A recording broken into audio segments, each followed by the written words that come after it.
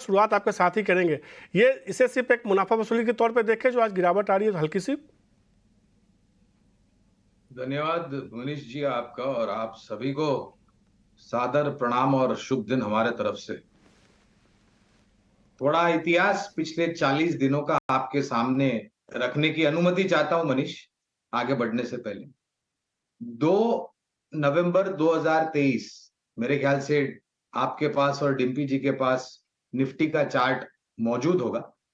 तो 2 नवंबर 2023 को निफ्टी 19,000 के नीचे कामकाज कर, आज है तारीख 12 दिसंबर 2023 और हमने कमूमन सर्वोच्चम स्तर के आसपास कामकाज करके नीचे की तरफ लौटे हैं।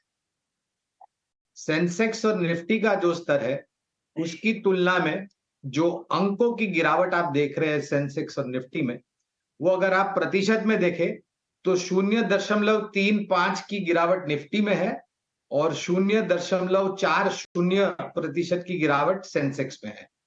अब ये मामूली सा करेक्शन, और हमने कल भी बाजार को लेकर के इस हफ्ते का जो हमने ब्यौरा दिया था, वहां पर हमने कहा था कि शायद एक आध दिन ऐसे आ सकते हैं जहां पर मुनाफा वसूली की चपेट में आए, क्योंकि पिछले 3-4 हफ्ते में अगर आप देखें जो स्तर से हम जिस स्तर पर पहुंचे हैं, एक सर्वोच्चम ऐतिहासिक स्तर हमने सेंसेक्स और निफ्टी पर बनाया, न तो सिर्फ दिग्गजों पर लेकिन मझौली छोटी क्षेत्र के आधार पर सूचकांक जैसे कि बैंक निफ्टी, निफ्टी बैंक पर हमने सर्वोच्चम स्तर दिखाया।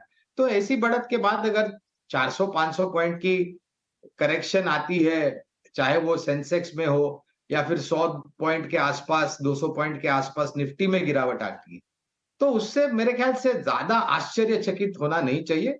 उल्टा ये समझकर चलना चाहिए कि बाजार ने आपको एक मौका दिया है लंबी अवधि के लिए अच्छे शेयरों में निवेश करने के लिए।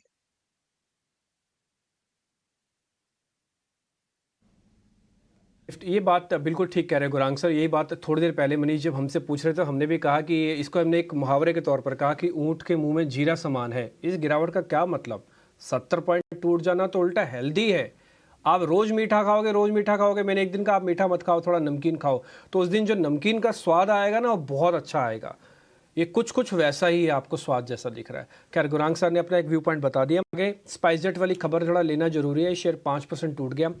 3 दिन से मार्केट में खबर चल रही है कि स्पाइसजेट रकम जुटा रहा है, बोर्ड की बैठक, स्पाइसजेट रकम जुटा रहा है, बोर्ड की बैठक हो रही है। बोर्ड की बैठक में ये नहीं बता रहे थे कितने पैसे जुटा रहे हैं, कैसे जुटाएंगे। गुरांग सर 2 हिस्सों में इन्होंने पैसे जुटाए हैं। ये कह रहे हैं जी हम 50 रुपये का रेट डाल के 13 करोड़ रुपये का 13 करोड़ के हम वारंट लेके आएंगे और हम 50 रुपये का ही रेट डाल के 50 से 60, एक बार वापस से फ्लैश दिखाई तो स्पाइसजेट वाली, उसमें कुछ इन्होंने इक्विटी भी रेस की हुई है। ये इनके नंबर्स भी आने थे, खैर नंबर्स भी आ गए। ये इक्विटी शेयर भी 50 रुपये के रेट पे कर रहे हैं। सर 57 का तो रेट ही चल रहा है, 50 पे आप इक्विटी रेट कर रहे हो, इसका मतलब 7 रुपये डिस्काउंट पे कर रहे हो। आप पैसा जुटा रहे हो लेकिन वो डिस्काउंट पे। तो एक बार आपकी रिकमेंडेशन चाहिए सर, इसको आप कैसे देखते हो गुरांग सर? तो on a lighter note Dimpy, ये तीसरी तिमाही के नतीजे दे रहे हैं या दूसरी तिमाही के नतीजे, ये प्रश्न उठता है। लेकिन ये दूसरी तिमाही के सर नतीजे दूसरे, हाँ हाँ नहीं, ये मजाक कर रहा था क्योंकि तीसरी आने वाली है अभी बहुत जल्द।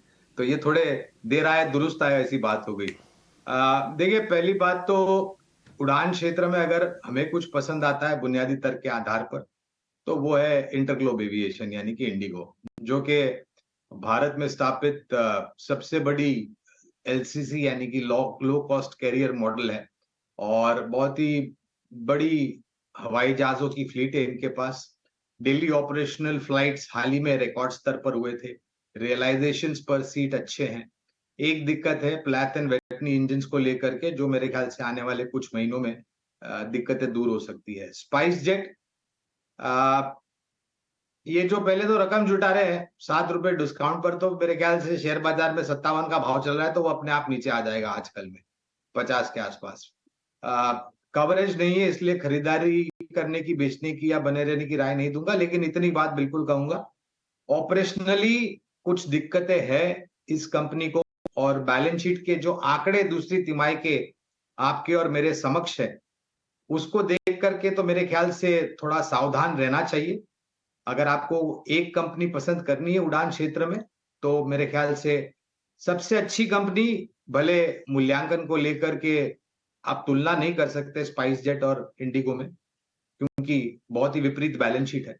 तो अच्छी चीज खरीदी है, मगर थोड़ा मतलब सीधे-सीधे राय नहीं दे पाऊँगा यहाँ पर क्योंकि कवरेज नहीं है। ठीक है, डन। आप ये बात देख रहे होंगे कि थोड़ा रब ऑफ इफेक्ट आता है टिपिकली, लेकिन मैं इंडिगो को और स्पाइसजेट को कंपेरेबल नहीं मानता। स्पाइसजेट की दिक्कतें कुछ और तरीके की, इंडिगो की प्रॉब्लम ही नहीं है। इंडिगो तो सिर्फ प्राइस एक्शन के हिसाब से एडजस्ट करता है बस।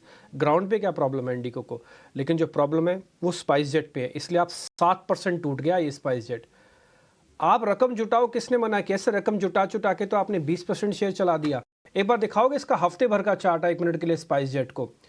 स्पाइसजेट का हफ्ते भर का चार्ट दिखाओ आप, हफ्ते भर का, और जरा 10 दिन का भी दिखा सकते हो तो जरा 10 दिन का भी चार्ट दिखाना।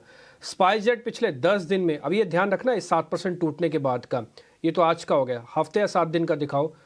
ये 7 डेज में 19% है और उसमें मैंने 7% घटा दिया। तो एक्चुअली में करीब 25% से ज़्यादा सिर्फ इसी खबर पे चला है कि ये रकम जुटा रहा है, रकम जुटा रहा है, रकम जुटा रहा है 50 रुपये के रेट पे। तो शेयर को पनिशमेंट तो मिलेगी ना सर, 57, 58, 59 के रेट पे आप बोलो हम 50 रुपये में पैसा जुटाएंगे, तो फिर 7% शेयर नीचे आ गया। और गुरांग सर की बात सही, क्या मेरे को लगता है शेयर मैच भी हो जाएगा। तो थोड़ा देख के काम कीजिए आप। हाँ, हर खबर पे वैसा जैसा मैनेजमेंट बोल रही है वैसा ही रिएक्शन हो जाएगा, मुश्किल लगता है। शेयर के अंदर करीब 8% की करेक्शन आ चुकी है। रुचि, आप ध्यान रखिएगा, अभी जो मैम बोल रही है ना लोकसभा में, निर्मला सीतारमन, मेरे को लग रहा है शायद उसी से ही जुड़ा हुआ कुछ मैटर रखेंगी, क्योंकि भी फार्मर्स की बात भी बोल रही थी और सुप्रिया सुले सामने भी थी।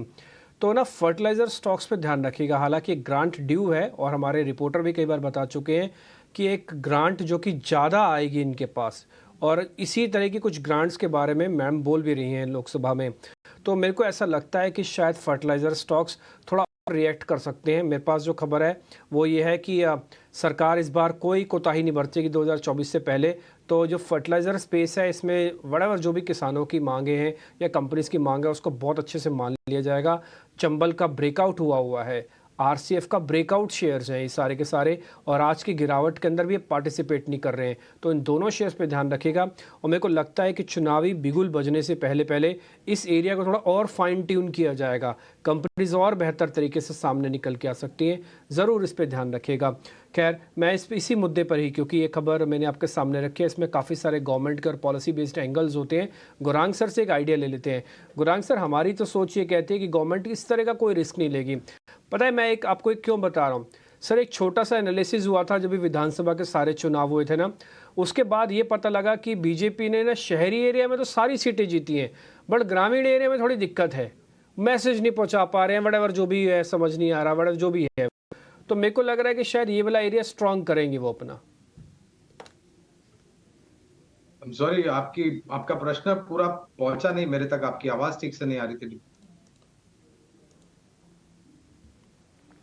सर, फर्टिलाइजर कंपनीज पे अपना टेक बता दीजिए। आगे तो हमने सारी चीज़ें ग्राफिक्स सब रख दिए, अपना व्यू बता देंगे तो काम चल जाएगा, हम उसी से एक्सट्रैक्ट कर लेंगे, खींच लेंगे। ठीक है, तो निजी क्षेत्र की एक दक्षिण भारत स्थापित कंपनी है कोरोमांडल इंटरनेशनल, ये हमें पसंद आती है। काफी लंबे समय से खरीदारी की राय है, मेरे ख्याल से 1200 के आसपास का दाम मौजूदा बाजार में इसका होगा। और जो भी नीतियां सरकार ने बनाई है किसान भाई और बहनों को जागरूक करने के लिए कि फर्टिलाइजर यूरिया कैसे इस्तेमाल करते हैं, कितनी मात्रा में, कौन सी फसल को क्या क्या चीजों की जरूरत होती है, वगैरह वगैरह।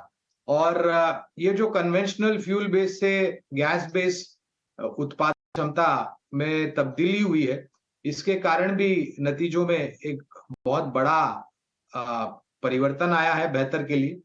अच्छा करेगा फर्टिलाइजर क्षेत्र, लेकिन मैं मेरी टिप्पणियां सीमित कोरोमंडल इंटरनेशनल तक रखूंगा। आपके कवरेज लिस्ट में इंडिया बुल्स या इंडिया बुल्स रियल एस्टेट नहीं हो, लेकिन फिर भी आप पढ़ते और जानते ज़रूर होंगे इसके बारे में, अच्छी और बुरी खबरें दोनों ही।